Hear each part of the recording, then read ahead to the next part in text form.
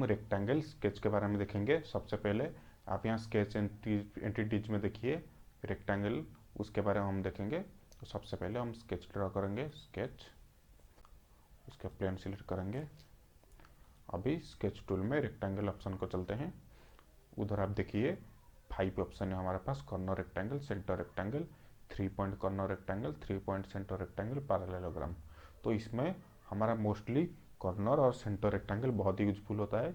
बाकी 3 point corner, 3 point centre, ये generally angle में अगर आपका रेक्टेंगल चाहिए उस टाइप में ज़रूरत होता है, ये बहुत कम ही होता है। लेकिन मैक्सिमम टाइम हमारा कॉर्नर और सेंटर रेक्टेंगल बहुत ज़्यादा यूज होता है।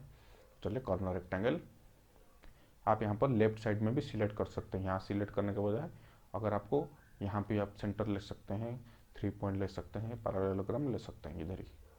तो सबसे पहले कॉर्नर, तो यहाँ पर आपको 2 कॉर्नर मेंशन करना होता है, बस सिंपली, उसमें कुछ नहीं है। 2 कॉर्नर सिर्फ दे दीजिए, उसके बाद डायमेंशन स्पेसिफाई कर दीजिए आपको जितना का चाहिए।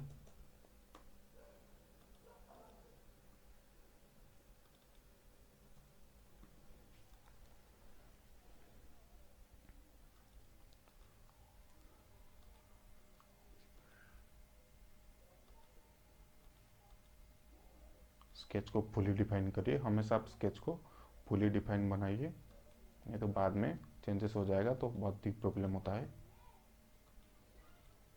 इसलिए हमेशा ट्राई कीजिए कैसे भी करके, कोई भी छोटा सा भी स्केच बना रहे हैं इसको फुली डिफाइन कीजिए, ये एक अच्छा वाला प्रैक्टिस रहेगा आपके लिए।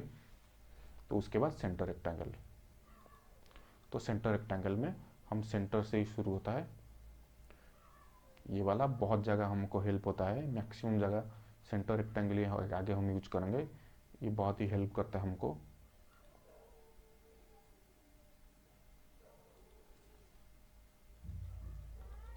तो मैं अभी डायमेंशन नहीं दे रहा हूँ, आप जब बनाओगे तो उसको फुली डिफाइन कर दीजिएगा। उसके बाद 3 पॉइंट कॉर्नर रेक्टेंगल, ये जनरली एंगल ओरिएंटेशन, जब हमारा एंगल में चाहिए कुछ बनाना, कुछ मॉडल वगैरह बना रहे हो वहाँ पर, तो ये बहुत हेल्प होता है। ये बहुत ही रेयर यूज करते हैं ये एंगल, ये 3 पॉइंट कॉर्नर रेक्टेंगल ये था। अभी 3 पॉइंट सेंटर रेक्टेंगल, ये सेम ही है, सेंटर से स्टार्ट होगा, बाकी इसमें कुछ ज़्यादा नहीं है। देन उसके बाद पैरेललोग्राम, आपको पता है पैरेललोग्राम का दोनों अपोजिट साइड पैरेलल होता है।